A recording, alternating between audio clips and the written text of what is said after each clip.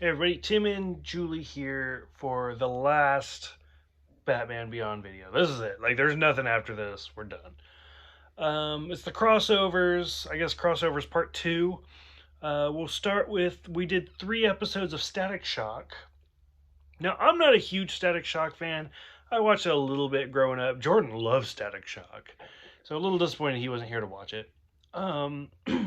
The first episode, well, so we did 3 episodes of that. So the first episode is just Static with, or no, it's the Joker teaming up with some of Static's like other villains from the series. And then so since the Joker's with them, Static has to team up with Batman and a slightly older Tim Drake than what we've seen before. So the episodes, it's like season 2, episode 1, The Big Leagues. So what'd you think of that one? I don't know. I just couldn't get into them. They were okay, but I just Not a Static fan. So I mean, we'll probably bust right through those pretty quick then. So season 2, episode 1, Big Leagues. Season 3, episode 1, Hard as Nails, where once again a Static villain, Nails, go figure, teams up with Harley and Ivy. We also see Commissioner Gordon and Alfred shows up in this one. But this is the first episode where, like, Batman acknowledges that Static is Virgil, and Virgil now knows that Batman is Bruce Wayne. So they're kind of trusting each other now. So what'd you think of this one? Same thing? This one was a little better. Seeing Ivy Mm-hmm. and yeah, it was better. Yeah. And then the third and final episode for the Static Shock crossovers, Future Shock. So we got season 2, episode 1, season 3, episode 1, season 4, episode 1, Future Shock. So Static, Virgil, accidentally gets flung into the future, and now it is a Batman Beyond crossover. So that's why we have to watch these 3 in order. Because now we see Static in the future. We see the return of Cobra that we saw in Batman Beyond, the series. It seems like every episode of season 3 was Cobra. We see them. We see the older Bruce, and then Static just trying to blend in with teenage Terry McGinnis. So what did you think of the return of Terry and Static being in the future? Julie is not having Static Shock. She's not digging it. I don't know. I think I was sleeping. I don't know. Just was that the one where they? No, that wasn't it. Never mind. That was Justice League. Yeah, I don't know. It just wasn't. Couldn't get into it. No. Yeah. Yeah, that's Static Shock for you. Like I said, I mean, Jordan's like all about it. Mm-hmm. This one, for me, Future Shock specifically was a good setup for the next episode we're going to talk about, which is Justice League Unlimited. It was actually a 2-parter, which is one of the reasons I really kind of liked it. Watson Future Thing, Part 1, Part 2.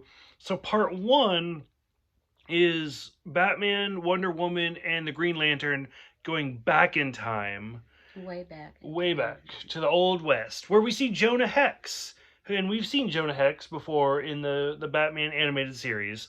So it was kind of fun to see that one again. And then after they're done in the Old West, boom, they go to the future, which once again, it becomes a Batman Beyond crossover. But not only that, it's also a Batman Beyond, like, the movie crossover, because it's the same Joker's gang, where, like, Dee Dee is now, like, it's more than just twins, like, there's a bunch of them. Like, they're, like, robot parts, and then the clown, like, he doesn't have legs anymore, it's just a rolly ball, stuff like that. So we get that. Now, in Batman Beyond, in the 2-parter episode, The Call, we saw Warhawk. Well, in this, now I've seen Justice League the cartoon. I know you haven't. But in the cartoon, the Green Lantern and Hawkwoman have like an on-again, off-again relationship. Well, in this episode, it is confirmed that Warhawk is their child. So it kind of brings everything back around. Circle, yeah. And then we also see, once again, future Static, future Virgil has returned. like 65-year-old Virgil. So we get like a whole everything kind of comes back around. So what did you think of the past and the future and all of that? I like the past, going back and what was it, like 18 something Hmm. in the Wild West, and it was good. I like that one. Um, Going into the future, it was okay. I don't know. I kept dozing, I think. Uh, but yeah, I enjoyed the Justice League series. Hmm.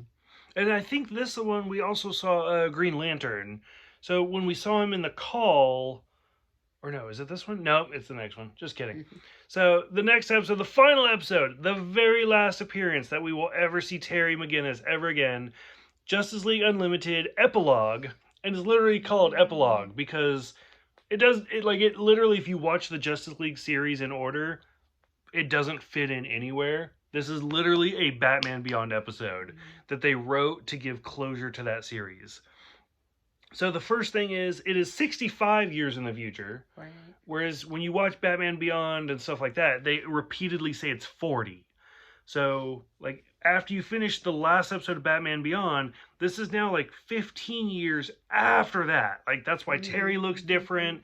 Bruce looks a lot older because they're all 15 years older. Like, Terry's in his 30s now. So we get that. We get Amanda Waller, who you've seen before and stuff like Suicide Squad. We see Dana, the return of Dana. And this is the one where that opening battle where we see Ink, we see, I forgot his name, the Hunter or the Stalker or something like that. And we see Shriek fighting against Warhawk, Aquagirl, and now when we first saw the Justice League Beyond in the call, Green Lantern was like a little kid, and now he's like a young man. So that's the one. The whole episode is basically about Amanda Waller stole Bruce's DNA, changed Terry's father, and so Terry is technically Bruce's son rather than being his own man.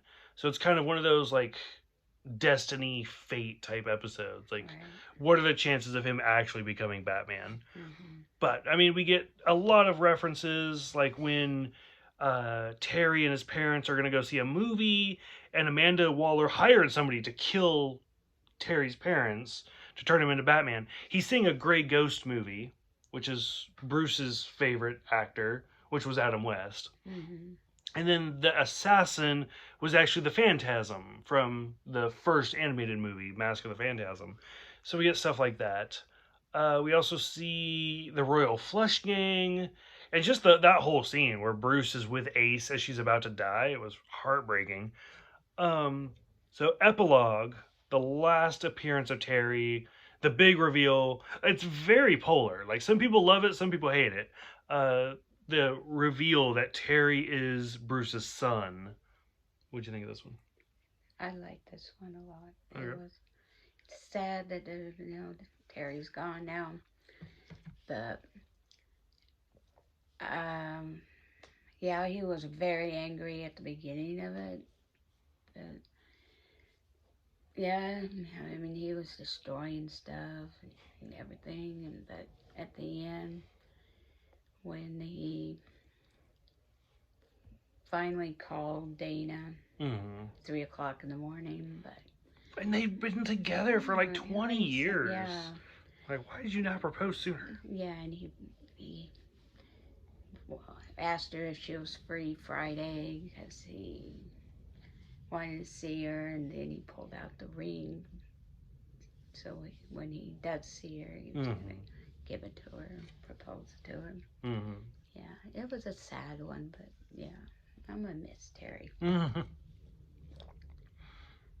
That's it for Batman Beyond, 100%. And we're done with the 90s. Even though, I don't think we watched anything today that came out in the 90s, but we're still putting in the category of the 90s. Yeah. Any closing thoughts for Batman, the animated series, the new adventures, and Batman Beyond?